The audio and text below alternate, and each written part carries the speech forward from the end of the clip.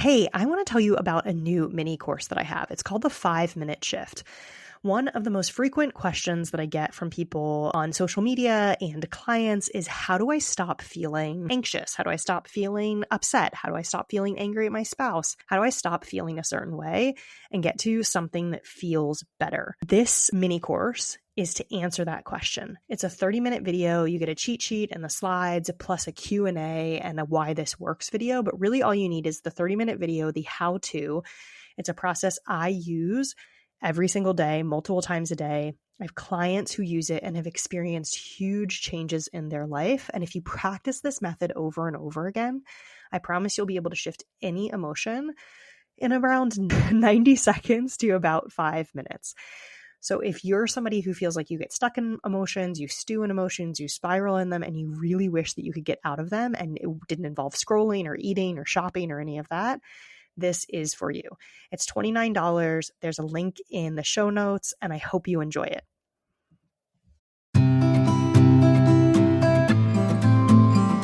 Welcome to Millennial Midlife, the podcast for high-achieving millennial women who've checked all of the boxes, career, family, success, or whatever your boxes are, but still feel burned out, overwhelmed, and wondering, is this all there is?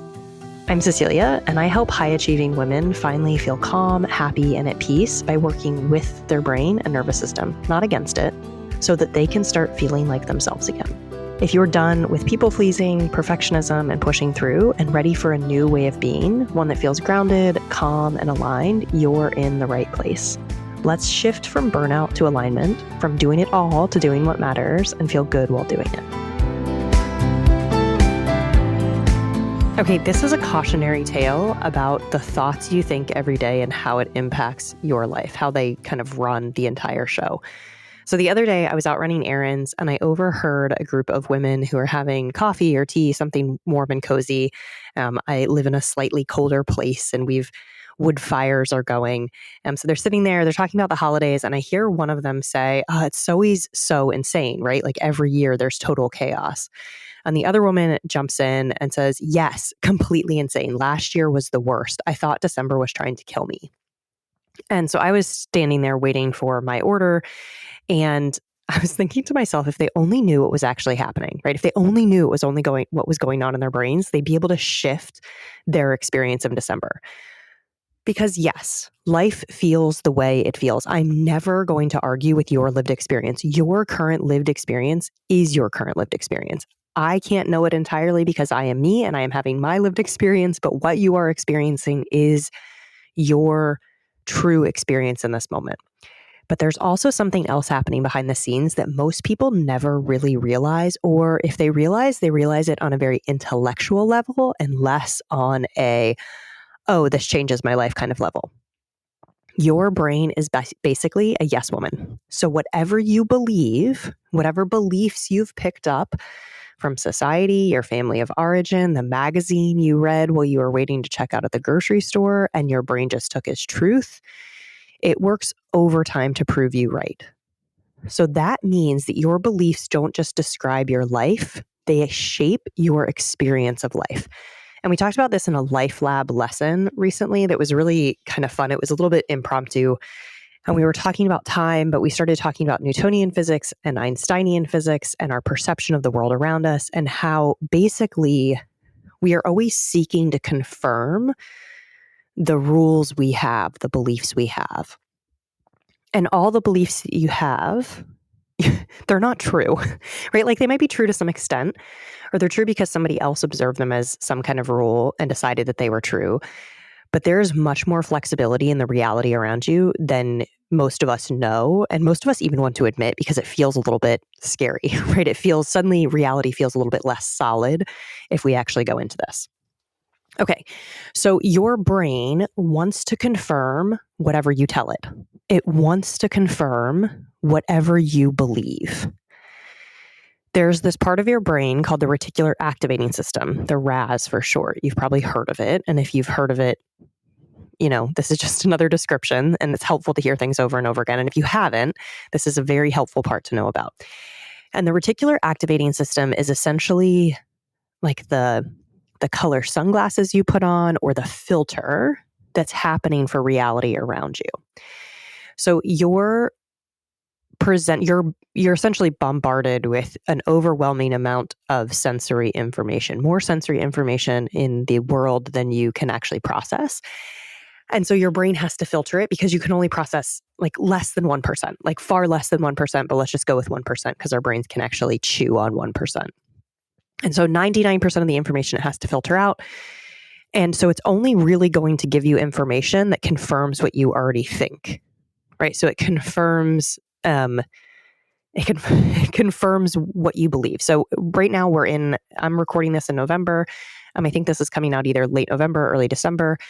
And so if you have a belief the holidays are stressful, your reticular activating system, your RAS goes, sounds good, right? It doesn't sense check it. It doesn't say like, Cecelia, I don't know if that's a helpful thought. That belief might not support you. It's just like, yep, go ahead. So it just takes it in, right? So I was saying, if you're standing in line at a store and you read a magazine that says, new study, it's much harder for women over 40 to lose weight than men over 40. And you just read that, and that sounds true, and it says it's a study, but you just think like, oh, it's going to be hard for me to lose weight. I was really thinking of going on a fitness journey this year. It's going to be hard. It's going to be a lot of work. Most of us don't sense check all the beliefs that come in. We're just bombarded with them, but we don't sense check them. So your brain takes whatever belief comes in, whatever has come in without a lot of security, right? And kind of this work actually is adding security there. And it starts to latch on to everything that confirms that belief. So the holidays are stressful. So your brain will start telling you like, oh, the parking lot is so crowded, there are no spots. Oh, there are kids melting down everywhere. It's so loud here. Oh, I forgot the timer on the cookies, right? Everything becomes this bigger thing. There's less time. There's more going on. And I know, again, you will say, oh, but that's just my reality. Like the parking lot was actually full. But remember, your brain is showing you 1% of the information. Somebody else who has the belief, I always find a parking spot, they don't go into the parking lot and say it's full. What they interpret, because they have a different belief, is, I know there's a spot for me. There's always a spot for me. So yes, there's a similar reality, but your experience of reality changes. So you think you're just observing reality. We all think we're just we all think that we're just observing. We all think that our brain is just reporting the news to us, right? It's reporting, and I don't even want to say the news right now because the news is kind of contentious, right? But it's reporting the weather, right? Something you can measure. It's giving us like a temperature, and it's giving a humidity and a barometric pressure. And these are all things that you can look at something and you can say, yes, it is 36 degrees Fahrenheit, right? Yes, it is 7 degrees Celsius. And the truth is, your brain is actually filtering it through something. So instead of telling you it's 36 degrees with 50% humidity, it's telling you it's really cold outside. It's really cold and this is going to be miserable. Right? So that's what it's giving you as the weather report instead of the actual facts, right? Because we never really get the actual facts. But here's the most amazing news. All of the beliefs you have in your head, everything you think, essentially everything you think, is optional. It's all just rules that we've picked up. It's all just beliefs we've picked up from what's around us and actually made sense for us to believe because other people around us believe it. So then we're part of the crowd, right? There's all these different little elements in there, but we can just change any belief we want to. And around the holidays where things can feel really stressful and they do feel like maybe you're in a pressure cooker and things are harder or bigger than you thought they were or that they normally feel, this is actually a chance for you to check in with yourself and say, what is my story? What are my unintentional beliefs about the holidays? What are my unintentional beliefs about the holidays? Sometimes that can be a hard place to start, but for some people, they can really write it down like, oh, I believe all these. I believe I never find a parking spot, right? So I want to give you another personal example that's like almost cliche, right? I mean, it's so cliche because I have young kids. I have 3 young children. And this is within the last couple months, right? We've shifted now, but this was the last couple months this was happening. And it snuck up on me. I have little kids. Bedtime with little kids is notoriously stressful, right? And there's some people out there who think, and this just shows our beliefs, right? Some people are like, what are you talking about? I've never heard that. But other people are like, oh, yes, yes, bedtime with little kids. Oh, it's awful. So bedtime with little kids, it can be a lot. And that's even a story right there, right? It can be a lot. I didn't notice that I had inadvertently absorbed that belief. I'd slipped into the belief that I agreed with it. My brain agreed with it. And so it started showing me things.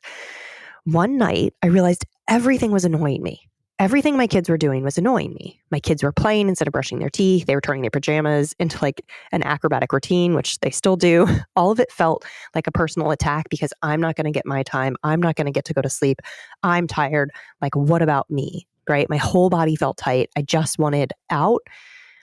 I wanted things to change, and I felt really angry with them. And then I like paused and I said, whoa, whoa, Cecelia, I don't often, now that I've been doing this work for this long, I do have moments of this, right? I am still human, but I'm usually pretty good at noticing them. So I noticed it and I said like, oh, interesting. You're feeling really stressed right now. You're feeling really even overstimulated with what's happening. I wonder what's actually happening. And I noticed that I had fallen into this belief that bedtime is hard. Bedtime is a struggle.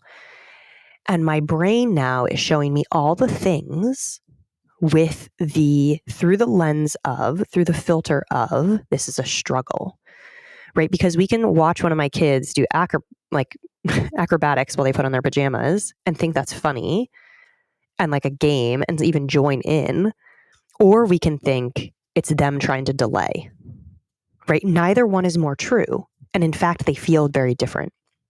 So I slowed down. I did a little bit of regulation in that moment. I also, the next day, I will say I did tapping on this. I did tapping a few times on this to really understand the story that I had behind it.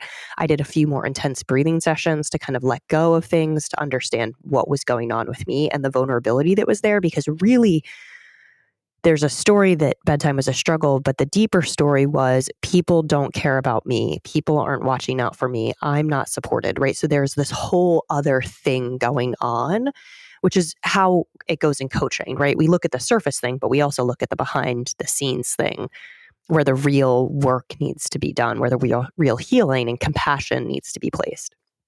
So I did all that. In the moment, I took a breath and I said, of course you're annoyed. Of course you're exhausted. That's the story you're telling yourself, right? The story I was telling myself is this is hard. They're working against me. I'm trapped in bedtime, whatever you want to call it. And of course it felt awful if that's my story, right? It has to feel awful. If I have those stories, it has to feel awful and my brain has to confirm them. They have to keep giving me evidence. So in that moment, and I can even like feel myself on that couch in this moment, I tried on a different belief. Not a fake affirmation, not toxic positivity, not forcing myself to go anywhere that I was not ready to go. So first I even asked, are you ready to believe something different? And I was like, yes, please. I want relief. Like I want something different. I want this to feel different. And so I started asking questions because I love questions. So one of the first ones was, what if we could play our way to bed? What if I could move with them instead of against them? What if this could feel a little easier? Or I wonder how this could feel a little easier. What if this could be fun for me too, right? What if I was part of it instead of the person resisting it? And through asking these questions and doing the work behind the scenes and continually regulating my system around this time of day, like knowing, right, that, okay, tomorrow I'm going to do a little prep work before bedtime. I'm going to take my time to journal. I'm going to take my time to do the tapping and the breathing.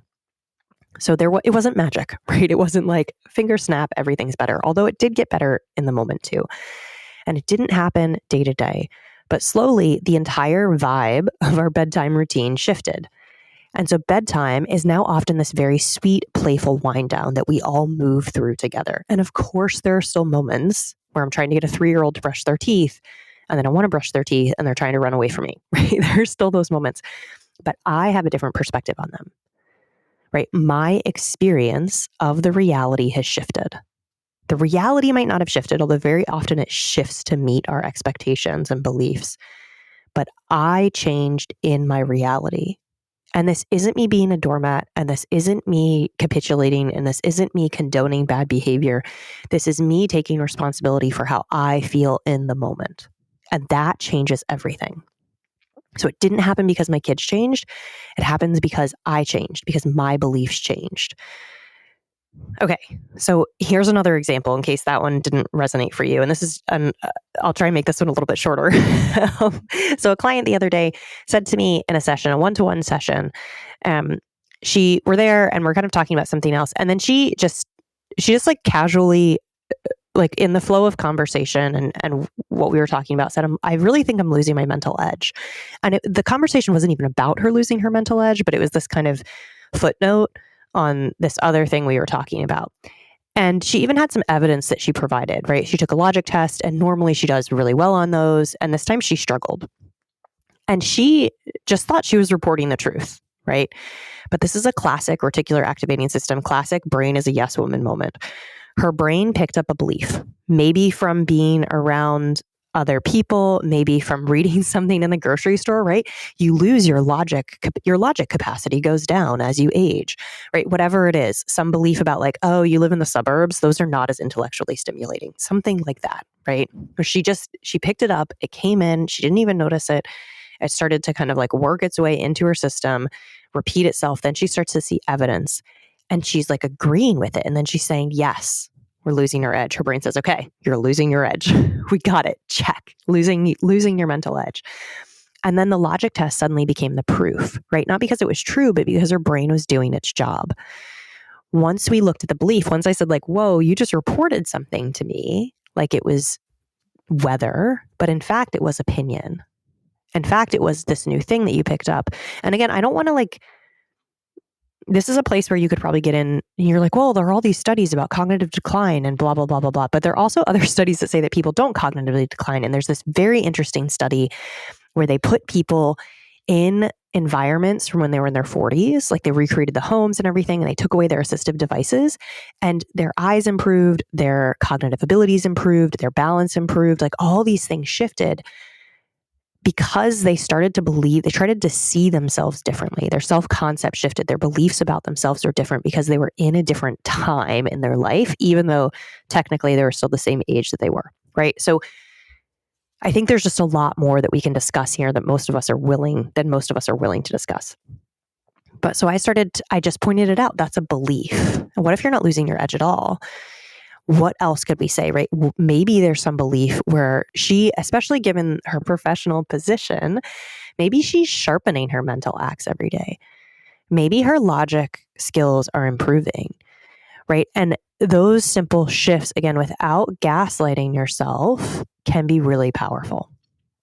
Okay, I've talked about this a little bit, but I just want to go a little bit into the science. Your reticular activating system does not work alone. Your RAS doesn't work alone. It works with your nervous system. So when your body feels unsafe, overwhelmed, overstimulated, your attention narrows. You literally see fewer options. Your cognitive and creative problem-solving capabilities decrease. You perceive less ease. You miss supportive moments, not because they're not there, but because your brain is filtering them out because it is dysregulated. But when your body moves into safety, your brain opens the lens. You see more nuance, possibility, better interpretations, better solutions. And I think a really interesting way to think about this is think about the last time you were having kind of a bad day and you felt sort of stressed and maybe you didn't have such a high opinion of yourself. You didn't think that you were like doing fine or the world was great and you spilled a glass of water. What did you say to yourself and what did you make it mean? It's probably a big deal. Right. It probably made it mean that like you have nothing together and you can't even like pour a glass of water and like on and on. Think about the same situation, but you're having a good day and things are going well and life feels easy. You spill a glass of water and it's like nothing, right? You just clean it up and move on with your life. No big deal. That's the difference in nervous system regulation, right? So when you're in that regulated space, you're just like, it's a glass of water. Who cares? We have a saying in my house. What do we do with the spill? We clean it up, right? What do we do with the mess? We clean it up. That's what we do. We just clean it up. It doesn't mean that you're bad at water, right? Or bad at bad at existing or a bad person. It just means that there's a spilled glass of water that you need to clean up. So that space of regulation is actually really powerful. And that's the space where you actually get to start to work with your brain, right? So not only does it see more possibilities and is more open to creative and cognitive problem solving, but it actually, you have the capacity to rewrite the beliefs more often, with more ease. I'll say it gives you like editing rights to those beliefs. So safety widens your perception, stress narrows it. So this is why nervous system work is always, always, always part of this. Okay, so if you're listening and you want to incorporate this into your life, you might think of one area of your life that feels heavy or hard, and you might ask yourself, what beliefs do I have around this that makes this feel more this way? So for instance, the holidays are stressful, right? I can never catch up. I'm behind. I'm losing my edge. It's too much. And then look for how your brain has been proving that right. What is your reticular activating system highlighting? And then see if you can move into one gentler, more spacious belief. Again, we're not 180 affirming it. We are actually just seeing that slight opening. Like, even though the parking lot is full, I think I'll probably find a spot. Even though the parking lot is really full, I'll probably get the things done I need to get done today. Right? So like those kind of softening of the beliefs are like, if you think of it like a path, there's like one step on the way to maybe an ultimate belief of like the holidays feel easy for me.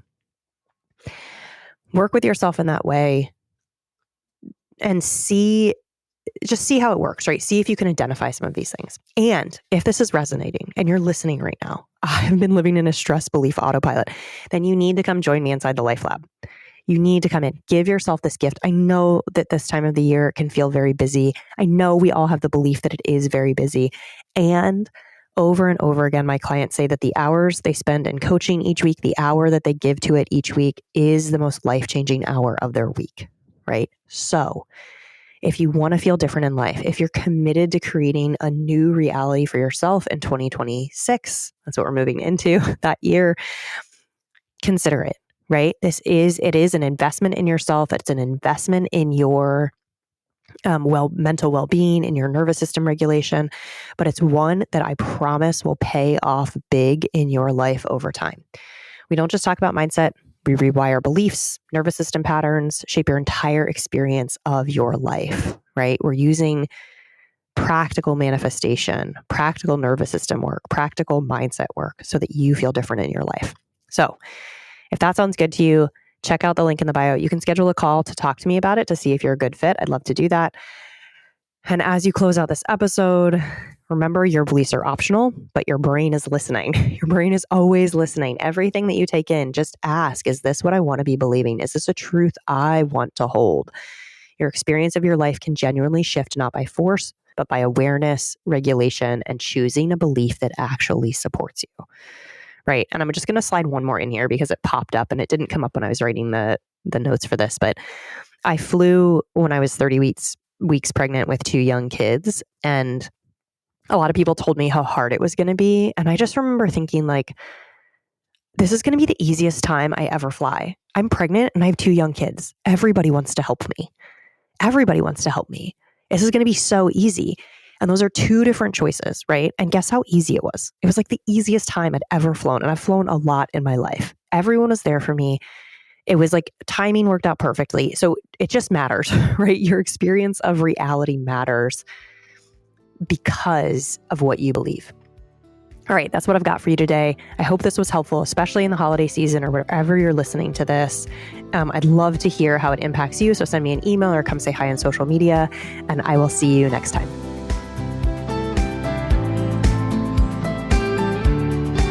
If this episode resonated with you, chances are you're not the only one. We women have been following so many of the same invisible rules, and sometimes all it takes is hearing someone else say it out loud to feel less alone and feel like something else is possible. So if a friend, a sister, or a coworker came to mind while you were listening, would you share this episode with her? It's such a simple way to remind women in your life that they don't have to do midlife or even life alone. And if you'd like to help even more women find millennial midlife, leaving a quick review on Apple Podcasts or rating on Spotify makes a huge difference. It only takes a minute, and it means the world to me. And of course, make sure you're subscribed so you never miss an episode. We're just getting started.